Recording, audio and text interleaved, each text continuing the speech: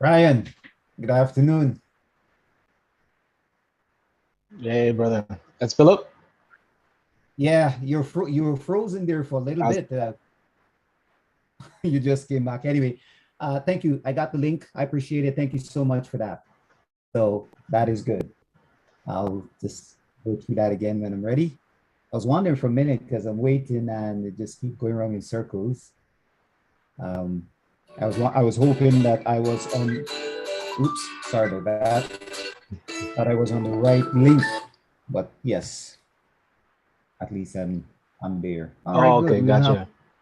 We'll have fun here. Absolutely. So we will give it about 5 minutes just to let people filter in. Okay. Mm, we actually have some. Oh, is this working?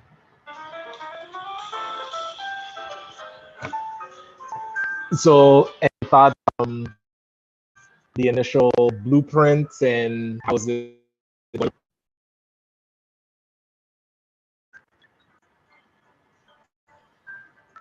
You're frozen, Ryan. Look like Oh,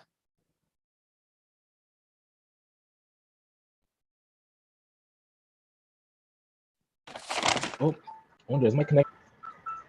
Oh, can you hear me okay? I can hear you now. Looks like you're having a little bit of connection issue here. Oh, is it freezing? Let me see. Yeah, let me see if another spot down here is better.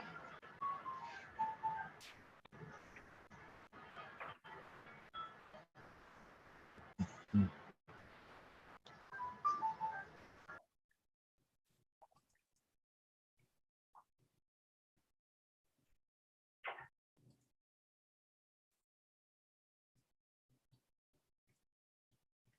I missed your call. I tried to answer.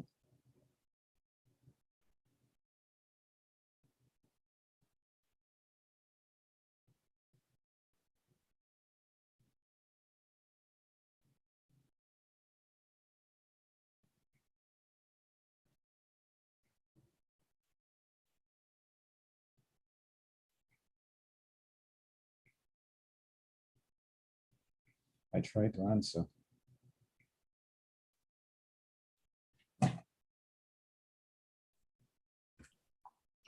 Hi, Ryan, are you there?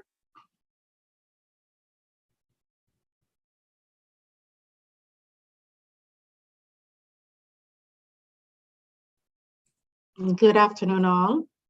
Welcome back to the program. Ryan is experiencing a bit of technical difficulty, but he will be with us shortly. I think the actual KW Foundation for that is want to Just a reminder to all who have joined, thanks for joining again. And a gentle reminder to, if you're not speaking, to mute your mic. Thank you.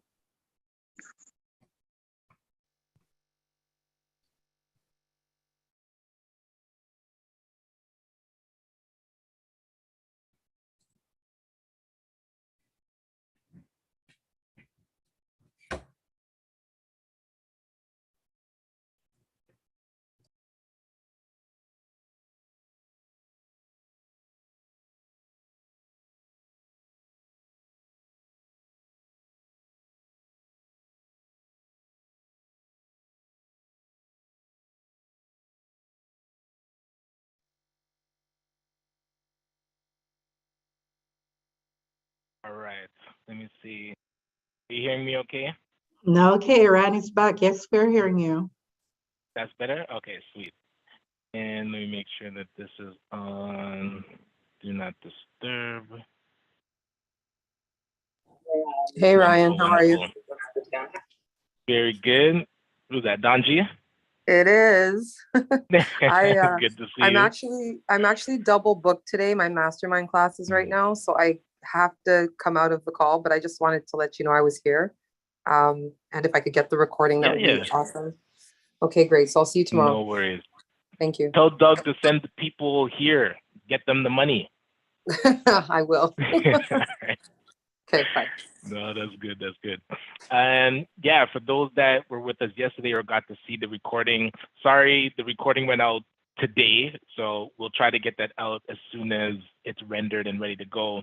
But initial thoughts on the blueprints, if you want to type into the chat, is it okay? Kind of, is it confusing? Yeah, let me know how you're feeling with kind of navigating the document.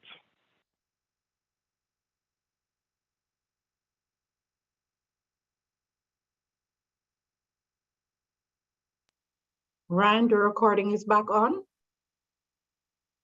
Yeah, let me put the recording as well.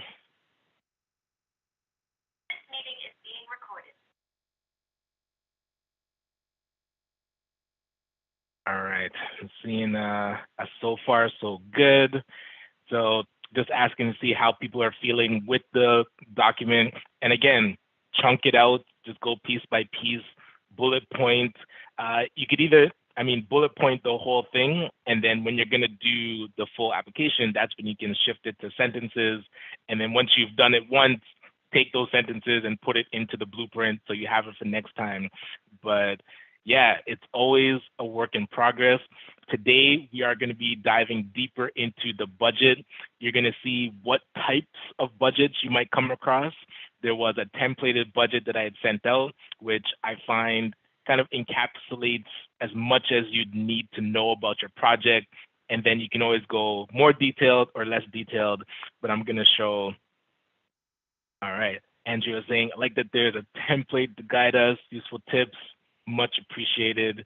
And again, because this is the first time we're doing more of the challenge style where it's like a boot camp for a week, your feedback is really important. So I'm always going to be asking kind of, how are you feeling? How's the flow? I know it's a lot of information coming at you at once, but want to make sure that we get to the finish line with grant applications becoming easier. And I know typically we look at budgets and get anxiety because now you really have to get black and white with the numbers. I'm hoping that these templates will help you get more comfortable with the numbers. Actually, the numbers is what excites me. And really it's because you're mapping out what you're going to be doing for your project and then getting money to do it. So I don't have a blank one, but really the template that I shared, you can just erase everything and then but make a copy of it first, please and thank you. And then, yeah, you can just erase it as I'm looking at it. Actually, let me pull it up here.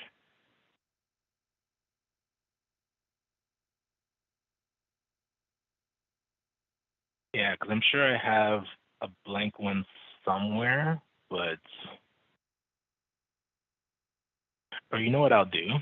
I will,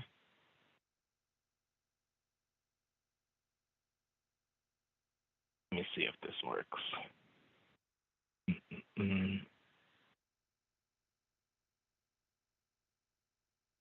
So if I copy this one,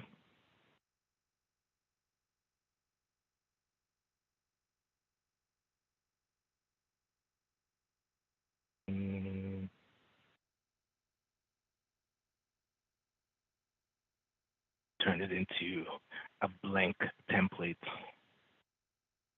Uh-oh. Oh, wait, I clicked the wrong thing. Wait.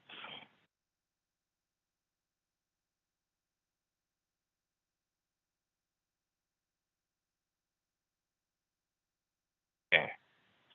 Here, you're going to use this as blank budget.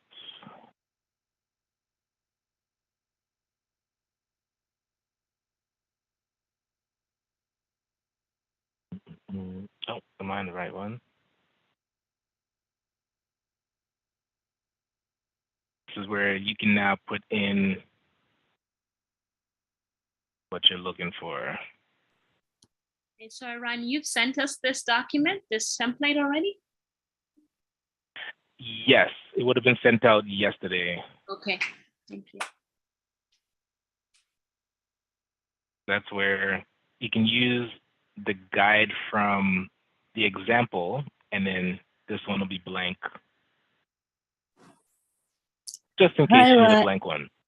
Hi, Ryan. Yes, This is go ahead. Aisha to Ahmed. This is Aisha to Ahmed. Oh, sorry, say again? Yeah, I said, this is Aisha to Ahmed from Margaret's. Yes. Okay, so I didn't get the link. I didn't get All right. this. Yeah, I didn't get that, but I have my email. If I can text it again. My All right. email. Yeah. And I'll put the link into the chat here. Okay.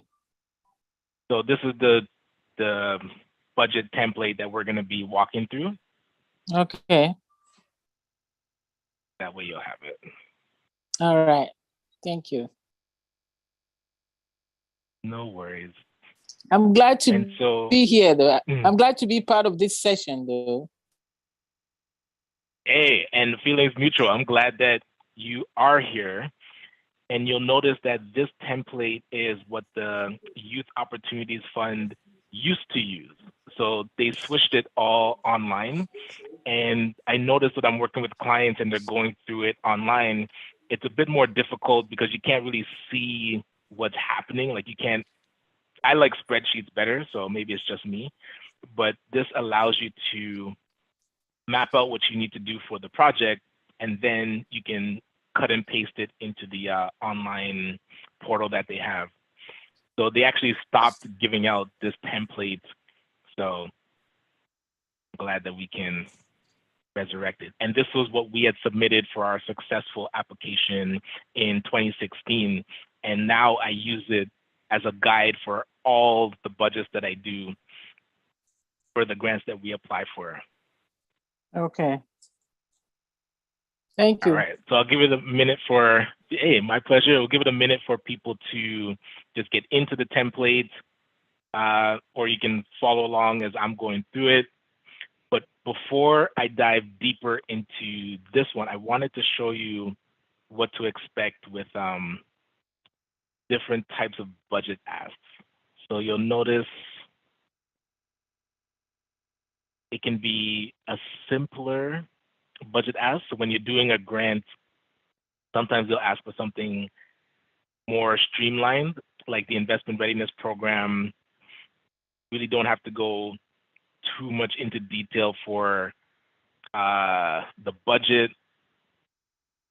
For here, we're talking about what kind of staffing you're going to bring on.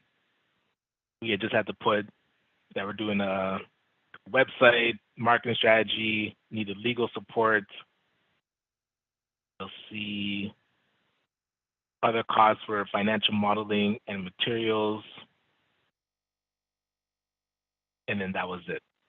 So when you run across a budget that's more streamlined, it'll look like this. And then when you run across budgets that are more detailed, which is more of a cash flow projection. So it's asking, what do the expenses look like month by month over the entire year or the fiscal year for the project? So you'll see this one that we submitted for the Black Entrepreneurship Ecosystem Fund, we broke it down by month. So the template one is really overarching what it's going to cost for the year in each of the categories. Then sometimes they'll ask you to break it down by month. So it'll look more like this, where you're identifying, hey, if you're hiring people, what the cost is each month, if you're doing marketing, if you have legal fees or accounting, if you're hiring facilitators, which month are you hiring them, how much is it going to cost per month. If you're doing a website, maybe the costs are upfront and then there's no cost later in the year. It really helps you map out year by year or month by month what your costs are. And also at the bottom, it'll calculate how much money you have left going along. So it's typically this is the type of budget that we use when we're executing the project to say when money comes in, which would be the grant here, and then as it's being spent, you can start to see when you're going to run out of money. So by that time, like this one is a 3-year project. So as money that's left over, which was 0, and then money that's coming in, if you have any revenue generating activities yourself, you'd be able to put it here. But this is the more in-depth, detailed budget that you don't always have to do, but just be aware of it just in case. All right. Can you send us that in-depth version as well? Unfortunately, no. Yeah, only because I didn't kind of clear it by the team that I was going to be sharing that. So I will try and get permission, and then I'll send you a copy. Because I mean, that grant is already passed, so I don't really mind. So if I get clearance, I will include that in the email, so you would see the detailed one, the simple one, and then you already have the template that we're working on. Okay, I was wondering if it's a recommended practice to kind of budget the details of that anyways. And you should, because yeah, being able to, that's really like the mapping of the project. So knowing like where money is going each month, and typically that's what we do when we're running businesses and we're doing those cash flow projections. Right. It's just now you're explaining it for the grant funder as well. Right, you're right. That's right. Thank you. Mm-hmm. That makes sense. Yeah, no worries. And so a big thing that I did want to let people know, I did get requests saying like, oh, can we do one-on-one or meeting 100%? But I did want to try and pour as much into what we're doing with the challenge over these next 4 days before you have to bring on support and one-on-one like paid fees to do grant writing. Because I feel once you get this blueprint done, and again, I know it might be a lot at once, it's going to really reduce the cost of you now going to a grant writer and saying like, hey, I saw this grant, I want to be able to get it. Because you'll have a lot of it already done, it won't cost you a lot. If you go from scratch, I've seen grant writers charge from $3,000 up to $10,000. We don't want to be paying those fees. We want to be able to really more have a grant writer supporting you in what you already have and just reviewing and editing instead of them writing things for you from scratch. So hopefully over these 4 days, we can get this to a point where now you can use it as a guide and not have to bring on expensive grant writers from scratch. Okay. So here with their template, and again, this is based on the Youth Opportunities Fund, which is due at the end of this month. So when we're able to finish this budget and you can finish the work plan, plus having the blueprint, you would actually be in position to apply for the Youth Opportunities Fund, but we'll touch more on that on Friday when we're looking at what active grants are out there. But you'll see with their projects, and these numbers have shifted a little bit. I know this funding one, let me see, now 85,000 per year. The scale grant is 125. And the collaborations grant, I have to see if they still have that one. Oh. So typically if you're going for the Youth Opportunities Fund, it would be like a test grant that you're going for first and then going for the scale grant after. So some of the fields, they automatically tell you if you're asking for X amount, you have to budget a certain amount for admin. So it's 10 to 15%. But this admin, so if you're not a nonprofit or a charity, actually, even if you're a nonprofit, if you're not a charity, you do need an organizational mentor that becomes your trustee. So when you bring on or partner with a nonprofit or a charity that's going to act as your trustee, you have to factor in at least, I mean, on the low end, 10%, typically they ask for 15%. So of the funds that you're getting, 15% would be allocated to your organizational mentor. So it's important because it keeps you from having to start a nonprofit. Being a grassroots organization, you would just have to have a core team, and that team can now go for funding. And for this one, we were able to get $70,000 per year for 3 years and not have to register a nonprofit. You just partner with organizational mentor that is a nonprofit. So they would receive the funds for you and then disperse it to you, and they handle all the accounting. So some of these grants, you don't have to be a registered nonprofit to approach. You can just create the idea and then partner with a nonprofit that handles the finance side. So you'll see this one, they did have a requirement for capacity building. And so you just include that in your budget. And here is where determining what type of staff you would need to execute the project. For us, we were just looking at part-time staff, but you can put full-time hours here.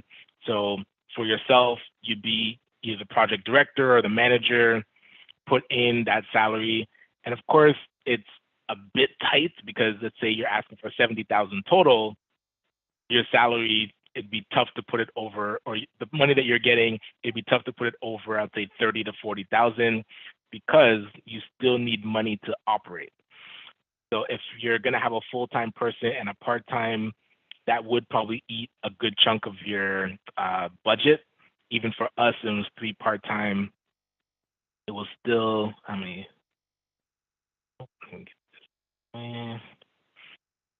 Yeah, so it was about 20,000 out of the 70,000 went to part-time staff. We were paying honorariums to the participants. So this is where if your project is now supporting a specific group in the community and you're going to be running programming, you'd want to identify, are you paying them honorariums to attend? And also for those that are facilitating, how are you paying them? Are they getting honorarium as well? You want to be able to capture that. So we had put in funding to take time to develop the curriculum. Actually, you should put a bit more. I think this ended up being closer to $10,000 to the time it took to develop, and the people that it was, we took it out of the staff cost and actually made it its own cost. So 1 is your staff to get paid, but 2, to develop the program, you should also put funding there for that as well. And more than $400. So we we messed up with that part, but we were able to move money, I think, from somewhere else to boost it. And then so recruitment is more around the marketing and the awareness, how you're going to get the participants into the course. And again, you see, we'd only put $600. It ended up costing a lot more than that. So you'd want that. So actually, I'll put what it actually did cost. And we can see this one was closer to 6,000. And then the evaluation, we ended up doing the evaluation just at the end. And that was, we had to pay $1,000 for that. No, wait, we didn't have to pay for this one because they assigned us a evaluation team, the student commission. So that's why it was 0. But they helped us do the evaluation. So if you don't get assigned an evaluator, you should put budget there to evaluate your program. And then we had here honorariums for presenters. We put aside funding for the transportation for the staff, so them getting around. Again, transportation for the students to get to the sessions. We were able to rent space. And so when we got the funding the second time, we were able to increase this number and actually be able to develop a bigger space. So initially we were renting like rooms at community centers, and then we were able to transition to renting our own bigger space and putting a budget line item for that. I mean, the rest, supplies, food, this template is really the starting point. If you see that there's elements that are missing that are very vital to what you're doing for your project, feel free, like add in a row, put it in. If you add the rows in between, it shouldn't mess up the algorithm or the calculation here. And that's where then it's mapped. So now this budget being mapped, and I want to pause and see if there's any questions about the budget itself. But as you see, when I was fixing the numbers, the total was actually around 81,000. So when we went back the second time, I believe we did get the 85,000. So that's why it's really important to track the numbers, because if you don't get enough money and the program is going to be stressed, so the next time you go back for money, you need to know exactly what to ask for. So yeah, let me pause there and see if there is any questions about the budget here.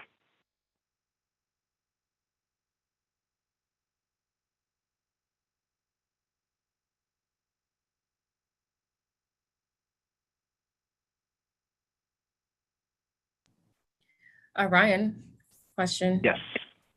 So typically the budget that we send for the applications would align with our business plan financials, right? The financial projections that we have for the business plan. Right, but that's where you'd want to, and I was talking about this yesterday, so with your business operations is one thing, but then typically when you're going for a grant, unless it's a grant only specific for the business, you would want to understand what does the project look like that you're going for the money for. So if it's just a grant to help with your business, similar to like Digital Main Street, where they're asking you, like, you're going to get $10,000, how are you going to help increase your marketing or digital marketing with that money? That's pretty straightforward. But then if it's more aligned with like Ontario Trillium Foundation or Youth Opportunities Fund, they fund projects. So your business would actually be part of this project over a year or 3 years. So it's not only the operations, it's also the community work. So how are you spending the money to do the community work? So you would have to identify that as well. Okay, so they don't ask for like your financials in the application process? No, not for something like the grassroots one. That would be for probably bigger grants. So the investment readiness program, they would ask for your past financials. So that one I would be prepared for that.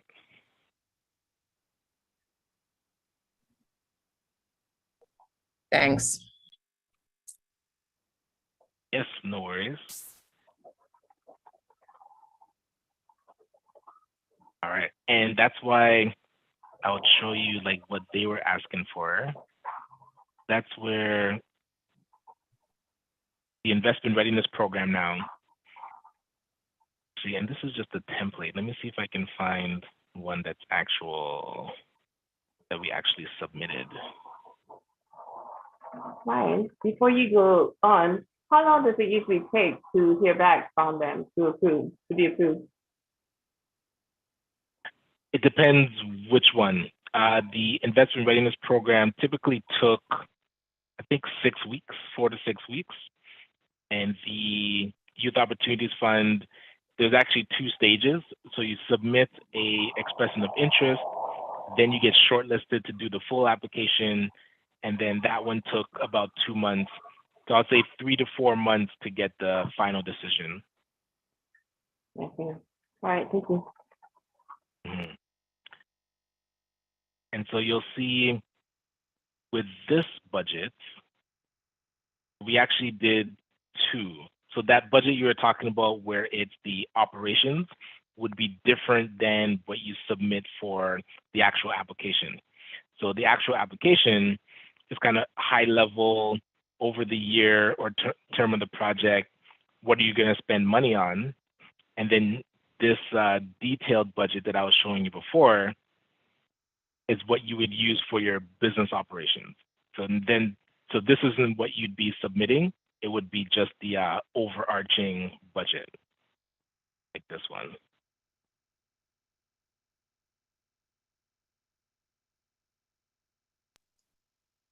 Got it. Thank you. All right, no worries.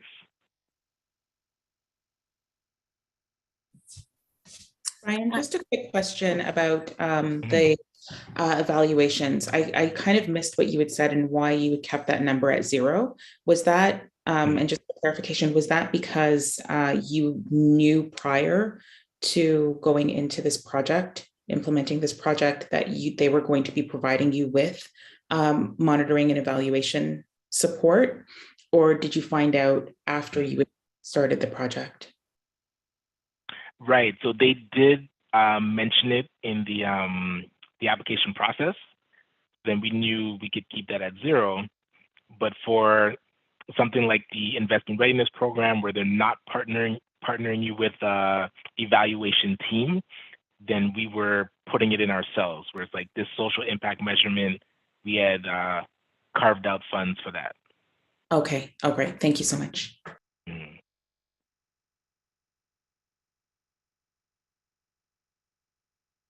All right.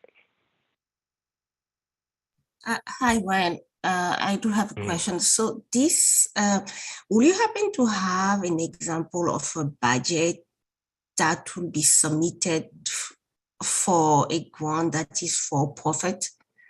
What type of thing will be expected in that? Like I know that the raise grant is more for profit. So I was wondering if you have an example of those type of budget. I do, and I'll show you a bit of that process, because actually I can find this one, because the raise one is a good example of applying for a grant specifically as a for-profit. So they did have 2. One was the Canada Digital Adoption Program, and the other one was RAISE. So the thing with the RAISE one is that Digital Main Street has an application where you don't have to put a lot of your financials, and then you're connected to Parkdale Innovation Center, where Parkdale has their own intake as well. And also Parkdale didn't ask for financial details, but when you're in the program, I'll show you what you had to work on. Let me see if I can find this now.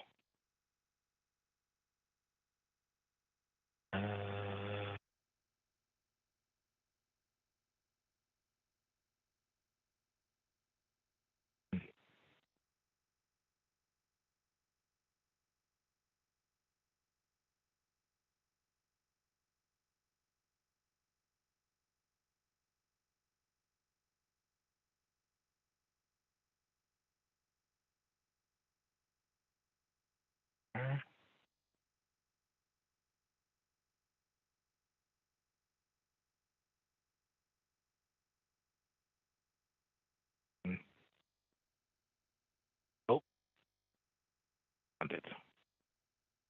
All right. Oh, let me share my screen again.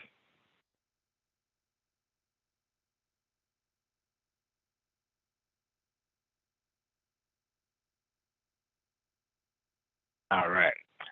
So this is where, when you're doing the actual programming for the Digital Main Street RAISE, you're going to be working through a Ryan, spreadsheet just a like heads up. this. Ryan, your screen is blank. Oh, am I still frozen? We can see it now. It's coming up? Okay. So this is where you don't have to finish this spreadsheet in order to apply, but you would have to work on this spreadsheet when you're in the program. So application process, pretty straightforward, but then you go through workshops with Parkdale, and Parkdale then, they support you in finishing these spreadsheets. So this is what you'd be expected to just outline how you're going to use the $10,000. So for us, we were using like LinkedIn Sales Navigator. We're going to print some flyers. We're going to get cover fuel costs, website hosting, mobile phone for the company's employees. And then you would submit this with your, so this actually, technically, it is part of the application. It's just, there's a lot of steps. So before you get here, you would have support when you're working on this one. And then when you're submitting for the final 10,000, this is part of what you're submitting. So actually, you're right. Yeah, this is part of the application. And then you'll see they have it stretched out over 1 year and 2 years.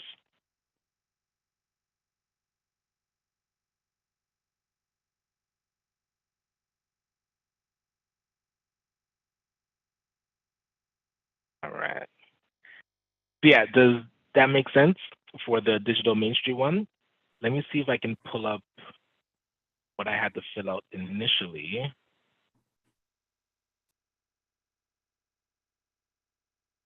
Because this would be a good grant to start the process with. They're about to start their next cohort very soon. So let me put this into the chat so you can get a head start on this one. I went on the site and while I could find information about ways, I couldn't really find where to apply as such or what were the type of document they needed and all of those sort of things. Is it because the code is not open? They send it to you via email, actually. I got an email from them. So they send an email, you sign up for it, and they send an email that has some of the information. So I think they sent it out individually. I could be wrong, but yeah. Yeah, I know on the website itself, there was kind of 2 steps. The first step was, what am I doing?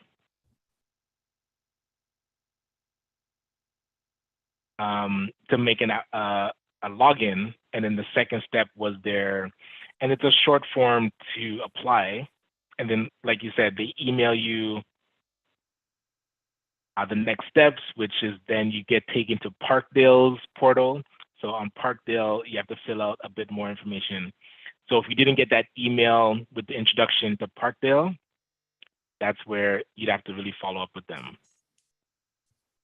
Okay, I think I'll do that because I did sign up and then I also saw that you have to take some of the, seems as if you have to take some of the courses or something before. Yes, that's right.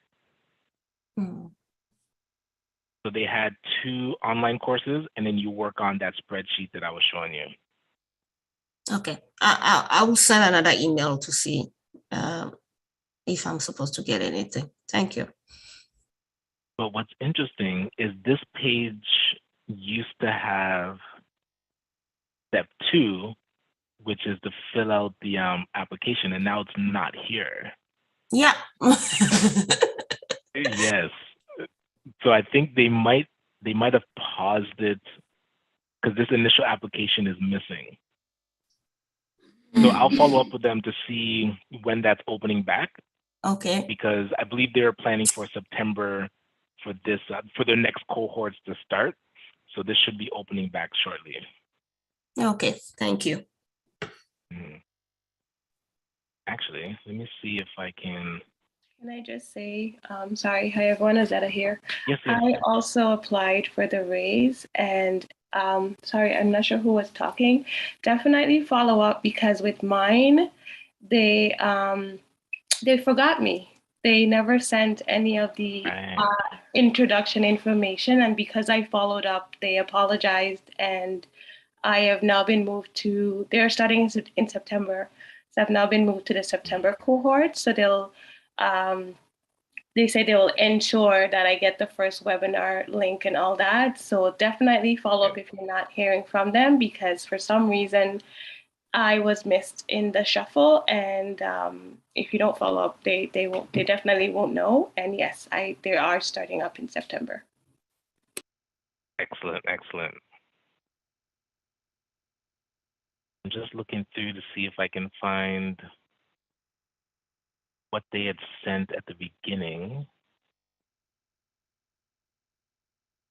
Oh, here we go.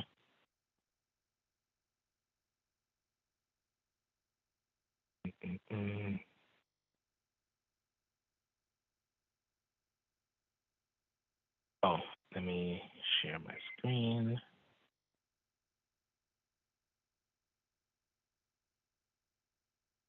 All right. So initially, when you fill out the oh my gosh, the initial application that you would fill out with Digital Main Street, you would get this email that asks you to go to the Parkdale Center for Innovation and to access their intake process. Yeah, I wonder if you can bypass this. Let me see if it's still open. If it's still open,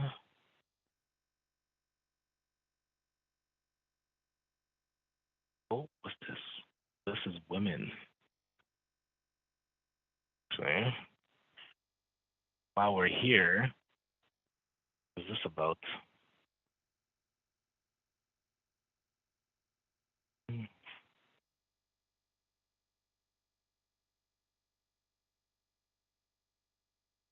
Is it just me, or did it take us back to the same place?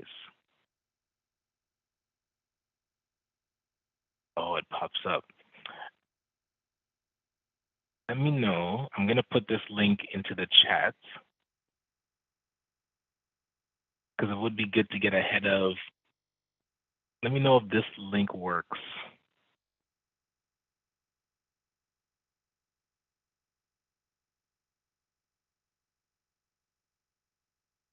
Yeah, and Donna, you mentioned the raise process is tedious. I noticed there's a lot of different steps that you can get lost along the way. Like she was mentioning, is that hey, you just fall through the crack and it doesn't connect to their next stage.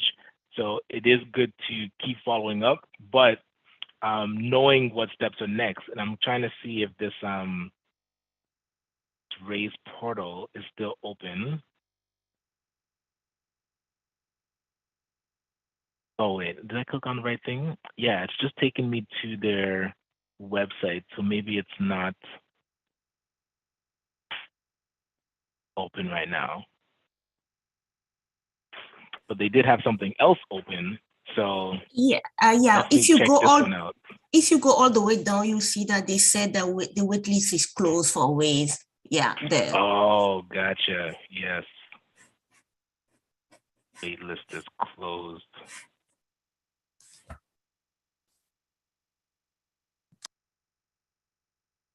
All right.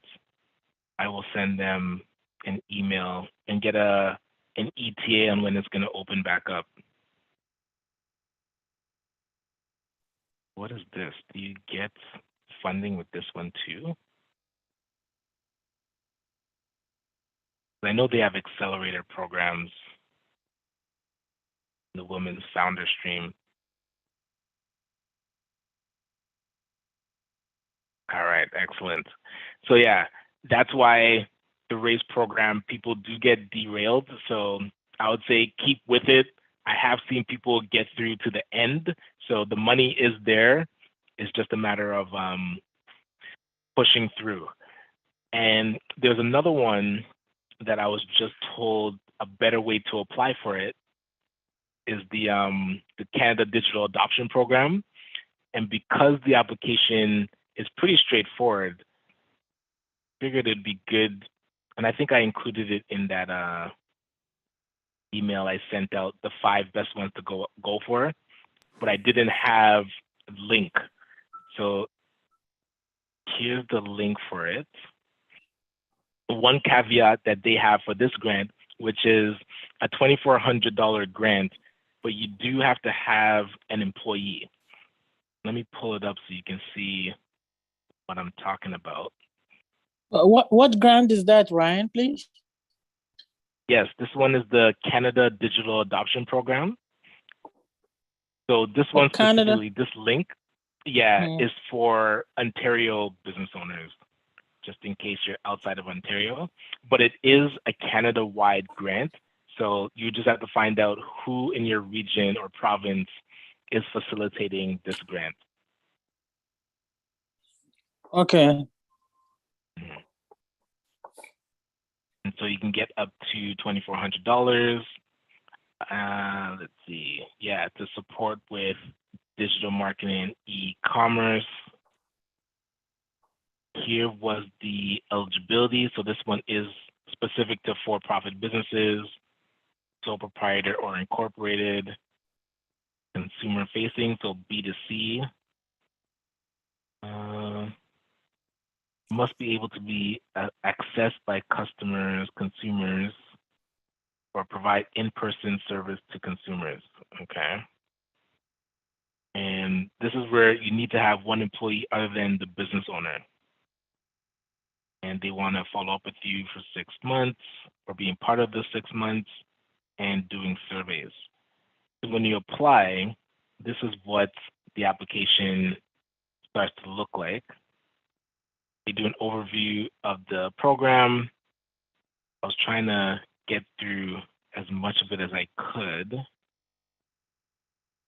This is where it's asking you which topics are you interested in. Well, let me see if I can get to the next page. Websites, commerce, digital marketing. Want it all, give me all of it. Let's see. Is your business interested in receiving information about any of the following topics? Sure. Online training. I do not need equity and diversity training. I need talent. And talent with abilities. How did you hear about this? I heard about it from the Afro-Caribbean Business Network. Uh-oh. Oh no, what did I do? Watch this. It's gonna erase everything that I did. Oh God. Ryan, is this digital adoption, is this one also connected to the Digital Main Street, the 2,400 grant as well? So I know Digital Main Street also has, like, you can apply through them. Yeah.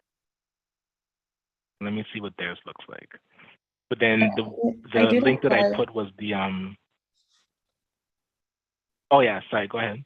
No, I was saying I did apply for it. I actually got accepted. The only thing you have to note with this one is, and I do want to move forward with them because they give you, they assign you with a specific person to help you answer your questions, whatever you need, help you with setting up all of your digital things.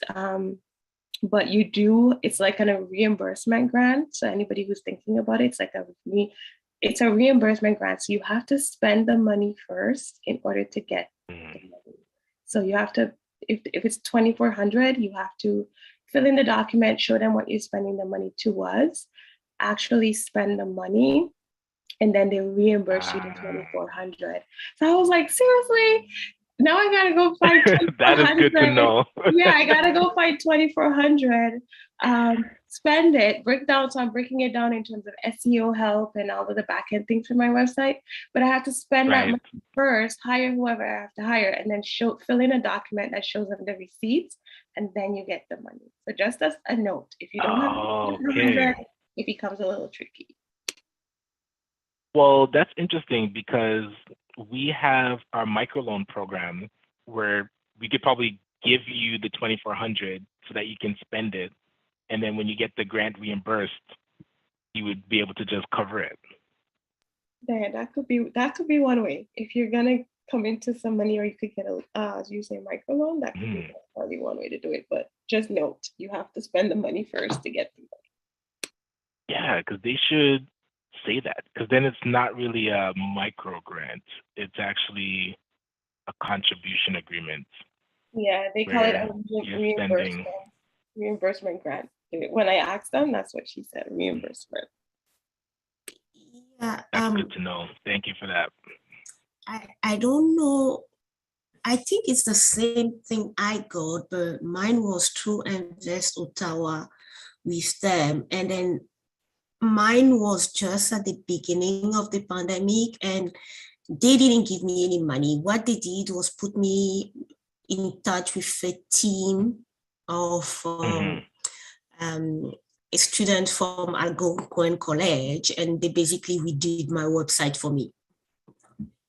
So that was yeah, that was a different program that they have. So they had one here called the Shop Here program. So this is the one where they help you build the Shopify or e-commerce store, right? Yeah, just that mine at that time I already had a website with Wix, and I wasn't, and since I had just paid for 2 years kind of thing, I wasn't going to pay Shopify on top. So they did my website on Wix for me. Okay, gotcha. So yeah, so you would still be able to go after the 2400 one, because that's a different program. Yeah, I'm more interested in the Wix. Oh, right, the $10,000 one. Yep. Sounds good. All right, solid. And Nicole, you're asking if they're available in the US.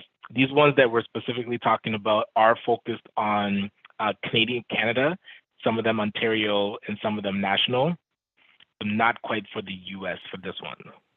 Okay, thank you. No worries. All right. So yeah, was there any additional questions about the budget? I know everyone's budget is going to be specific to their project. So if you do need support in just going through the budget, let me know. We can book schedule time. But otherwise, this is a good time to ask. But I know sometimes it gets you have to get deeper into it. So if there's something that you wanted to talk one-on-one about, that's no worries. But was there any questions that popped up now? Brian, I did have a general question regarding the grants that are available for small businesses or businesses in general. Do they tend to be under $10,000 per year when it's a for-profit business, or does it depend on the grant you're applying for? What I've seen is like 10,000 is typically the most. That's where the investment readiness program is the only one that I've seen where it starts at 10,000 and goes up to 100,000. All the rest, 5,000 here, 2,500, 500, they're usually less than 10,000 when it's specific to businesses. Yes. Perfect. Thank you. And sorry, there's actually the Toronto Enterprise Fund that also has, I would say, a grant that can be more than 10,000. Their first stage is up to 10,000, and then their second stage is up to 100,000 over 3 years. So between them and the Toronto Enterprise Fund and the Investment Readiness Program, those are the only two that I've seen with grants over 10,000. Perfect. Thank you. That's great information. No worries. And yes, as I mentioned, open forum. If there's questions, please feel free. Otherwise, oh, you know what? I can put my calendar in there. So if you want to do a bit of a deeper dive about your budget or the work plan, make that happen.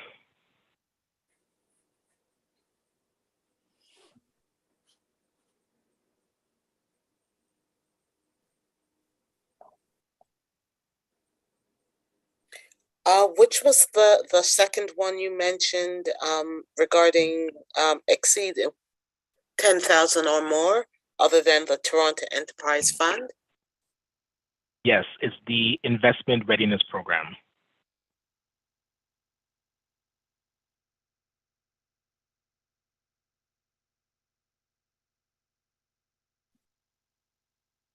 Ryan, just another general question.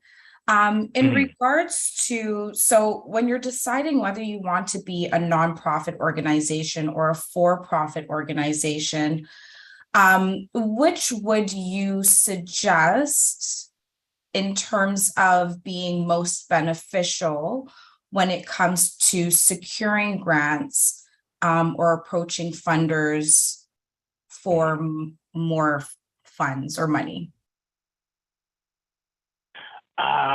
So sorry, which ones are? So I see that a lot of the times these grants, it's either you're a for-profit business or a non-for-profit organization.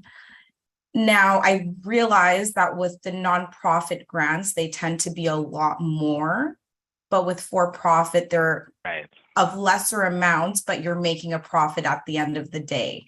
So based on kind of those two folds and the red tape that's around nonprofit organizations and having to start social enterprises to make money or foundations, in your expertise, which route would be the best option if you're starting completely on a blank slate, you don't have a nonprofit or a for-profit business?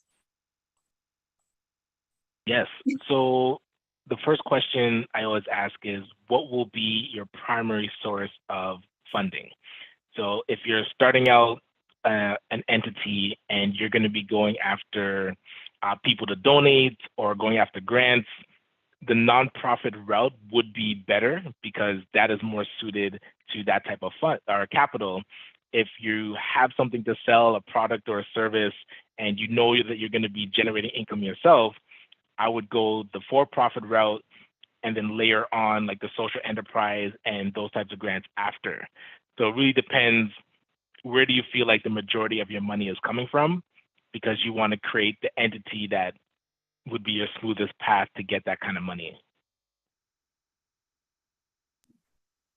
Perfect. Okay. Very insightful. Thank you.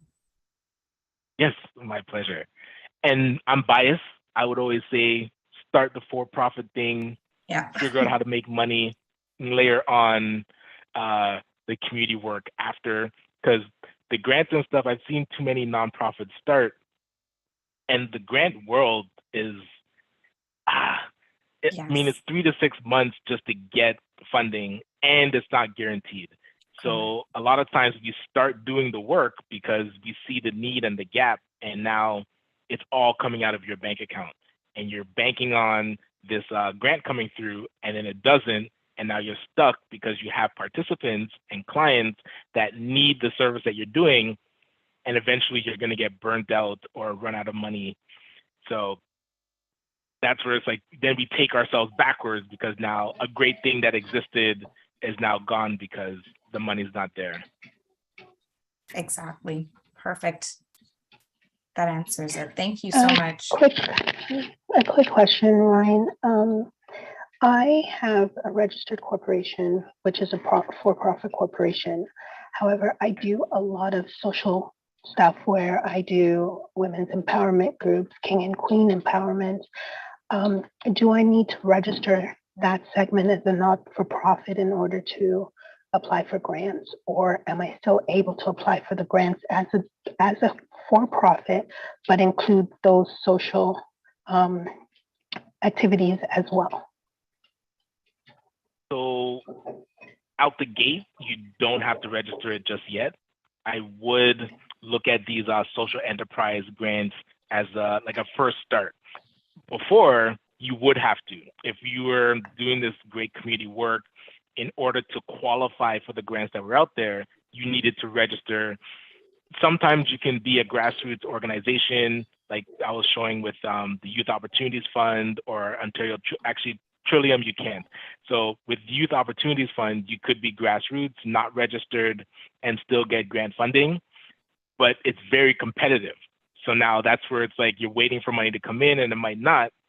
So having the income generating side is better. And then you see, okay, I qualify as a social enterprise because I'm still doing this community work. What exists for that? There's at least 2 avenues that you can go after. If that grant comes in, boom, it's bonus to what you're already doing. If it doesn't, at least you still have the income generating side. And then you can start looking at, hey, the social enterprise piece didn't work. Should I carve that out into its own entity as a nonprofit? So you're running the business, but the community work is the nonprofit arm. And then you can use that to start going after grants, and I would say in a more nonprofit, purposeful way. But that's heavy. I mean, you'd be running literally a business and a nonprofit. Business, yeah. Yeah, you want to have a good team. Well, you want to have a good team around you on both sides, especially the nonprofit, because 1, you need a team just to register it, and then 2, to operate and keep things moving. And when I say team, I'm talking like a volunteer team. You need people that love the vision and will be with you until the money comes in. And that's where we got lucky with ACBN. Everybody was volunteering, not really knowing if we were going to get funded. And then when we did get funded, we were able to start hiring staff. So yeah, you sell the vision and get them on board, but hey, volunteers, you can't knock them if they don't show up, you know, like they're putting their heart into it too. So it's tough to operate like that. Yeah. Thank you so much. But can be done. Yeah. Thank you. Very insightful. No worries. All right. Last call. Any other questions? Burning questions? Oh, somebody put a question. Do you need 2 years of business history for the investment readiness grant? No, you don't. So you can be an initial startup or just have an idea for a social enterprise and still apply, or you can be in operations, and there was no minimum. I know before it said you had to submit like 5 years of financials, but I think they removed that now because it wasn't necessary for people that had just started or were newer. So yes. Oh, and so the link that I'm putting in, it is to have the deeper budget conversation. So there is a $25 charge to have that meeting, and we go a bit more in depth to like what you're working on and how we can help you with the budget. If you just wanted to touch base, I would say email me first. Email me the question, and I don't mind responding to that question. If it will take a deeper conversation, we can figure that out after. So let me put my email here as well. Ryan, can you repeat that again, the last statement, please? Yes, if you just had a question about the budget or the blueprint, email that to me, and then I'll answer that. But if you wanted to have like a one-on-one session, there is a $25 charge for that type of deeper dive. Okay, that's good. And that Calendly is there, yeah. All right.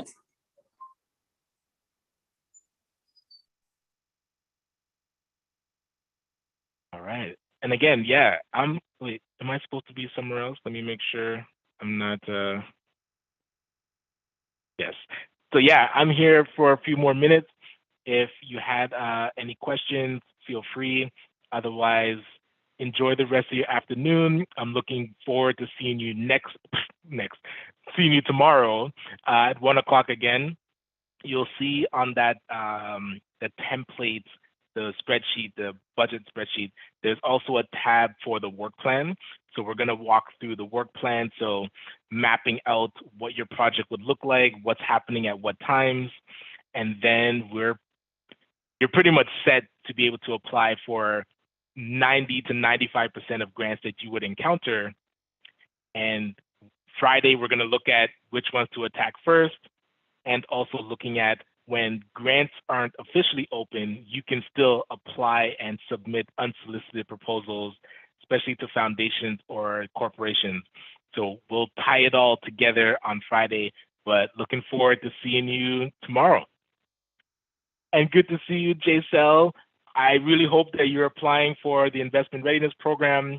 I'm not sure if you applied the last round, but yes, put pressure on these people. I Always will. good to see you. I absolutely will. Likewise. Love it. And J-Cell is like a master of decluttering. So if you don't, please put the link to your stuff. I know are you still doing the podcast in the clubhouse? I am. We're getting started next week. We have Tidy Dad who's going to come in and talk to us about reworking small spaces. So that's exciting. And Who's that? Tidy Dad? Tidy Dad, yeah. So we're okay. Trying to tap into the men in the industry. We have a new program, the America's Most Organized Man, who's now being featured on our club, which is great as well. Gotcha. And we have a membership for people to come and join in, and it's like a co-working coaching space. So I'll leave my information for those. Solid. Thank you, Ryan. Love it. All right. And again, thank you everyone for taking the time and being present. I 100% know everybody is busy. And so I hope this was of value. And again, the recording's there. You can reference it. You have the templates. If you get stuck, please let me know. Let us know, because don't miss the money just because you didn't apply. We can work through. And again, once you do it the first time, it was tedious for me. Everything that I'm showing you, the first time I went through it, it took, God, it probably took a year or two to just get that first application in. And now when I see applications, literally within a day, we can have it submitted at least 90% of the way there. And then we can fine tune it and make it all fluffy. And, the grant writers on the team make it the research and they add the language, but majority of the information is there. So any grant I see, I do not fear, and I just I just go for it. So I want to make sure that we help you get there too, that any grant we find, you're comfortable to apply, and we put pressure on the funders instead of us just not applying. So yeah. All right. Like I said, I'll be here for a few more minutes. Oh yeah, go ahead. Ryan, is there a way of finding out about all of these grants when they're coming up? What's the platform of us knowing when they're coming and what they are? Because you've mentioned these to us, and I must say I was ignorant to these types of grants. So how can someone like me, who was ignorant in the first place, can learn of all the other grants that are there and when they're coming? What's the time frame we have to look for them? Yeah, a couple options. I mean, we try to do our grant info session every Wednesday or every other Wednesday, so being plugged into that. We try to keep our funding spreadsheets as updated as possible. So you should have got an email with a spreadsheet that just outlines different grants that are out there, even loans and other types of funds or capital. But I mean, as you hear of things, I'm usually always on the hunt and looking at being on newsletters, and so there's so much information floating around. We're trying to organize it. So one option is finding all these newsletters that are talking about grants and being on them. The other, the spreadsheet that we shared, we're going to try and keep that as up to date as possible. And the link will automatically update. So that link that you have, anytime that we add stuff to it, it'll be updated. So you should be pretty close to kept in the loop. So Okay, great. We'll do our Okay. best with that. Okay. Thank you so much. So once we're connected to this platform, we'll always be informed. Yes, and again, Okay. things might miss. I see Carrie Ann put in like Grant Connect. So there's Grant Connect, Imagine Canada. There's another grant one, but those are paid programs. So you can pay to get access to portals that'll tell you about different grants, and they're out there. So we're trying to actually grab that info and provide it for free, but there is a way to pay and get access to those bigger portals. But majority Thank of you. those are for nonprofits though. So If you're Thank you. for-profit, they don't typically. Oh, what's Carrie Ann saying? You can get access to Grant Connect for free through the library. So if you have a library card, figure that out. So do you go to the library website or to Grant Connect website, Carrie Ann? Hi, Library's website. I go to the library's website. Yeah. Oh yeah. Oh, I'm gonna check this right now. Any library? Because I'm with Brampton Library. I am in Toronto, so I use the Toronto Public Library. And this is new because a couple years ago when I was doing research for my business, I had to go to the Toronto Reference Library to access it. And now it's available. Like in person. Yeah, but now it's available online. Gotcha. I wonder, because I'm on the Brampton one, what do you think I could search that might pull that up? Grant Connect.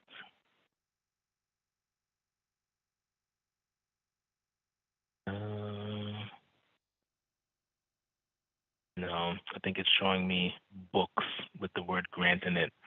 Anywho, I might just become a member of the Toronto Library. So that is an option. That is great. Thanks for sharing that.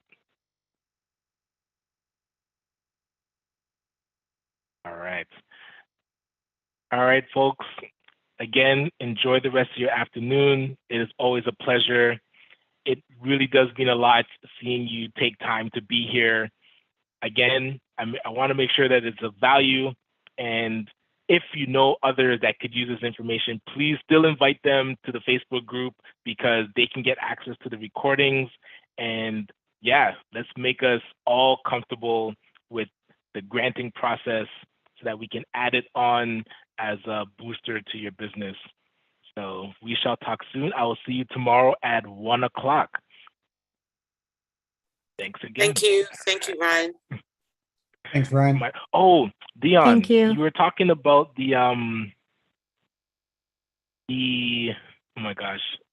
Intelligent? What were we talking about yesterday? No, the virtual office. Yes. Intelligent. Can you put that in the chat again? I think I forgot. Oh, I to grab actually it. sent it privately to someone who asked. Okay, sure. Yeah. Somebody had emailed me and asked which one you Yeah, said. I did forward it a moment ago to someone. They did reach out. I will put it in. All right. Yeah, that would be great. I needed that information as well. Thank you so much. Okay, it's awesome.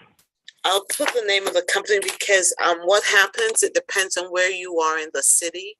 It's I put the one I put out yesterday, it's actually for Scarborough. It was intelligent.ca Scarborough. So it's really intelligent.ca. So I'll just put that in the chat for everyone. Okay. I'm in Hamilton. And yes, once you can search through their directory and pull out the location that's in your area. Okay, perfect. Thank you. Perfecto. And hi, JSL, you just posted a link there. What's that? Which link? The one for Brampton? Yeah, what's that? So that one is a grants funding link that I came across when I typed in Brampton Public Library, looking up the kind of that grants program. So there's the one link is for the Toronto Public Library. And when you click on that one, it'll bring you to the Grant Connect through the TPL. And then the other one, I tried to look for the Grant Connect through Brampton, but it just brought me to this page here, which is a listing of business grants offered in Brampton. Gotcha. Okay. Thank you so much. Much appreciated. You're very welcome. Absolutely.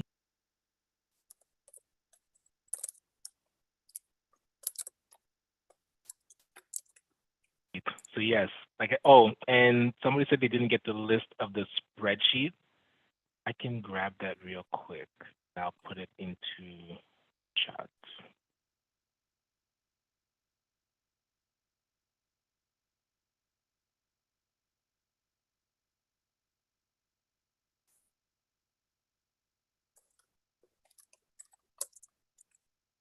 This is the spreadsheet that we try to keep up to date. Thank you for that, Dion. One quick question. Ryan or Dion. Is this is the virtual office space? Now it was mentioned about the one for $12. I remember there was something mentioned about the $12 fee to have an actual address. Wasn't that an actual physical address that was mentioned yesterday? Right. So that's the co-working space Empowered for X. And that was there has a physical in Brampton. in Brampton? And was there were there details for that or do we just connect with you for that information? Yeah, I'll put in their website. And again, you can email me for a bit more info, but their website Okay. would have more of the information. Okay, perfect. Thank you. Welcome. All right, sweet. Again, like I was saying before, enjoy your afternoon and I'll see you tomorrow. I'll see you at 1 o'clock. All right, later. Thanks. Bye, everybody. Thank you. Bye, everyone. Welcome. Bye. Thank you. Bye.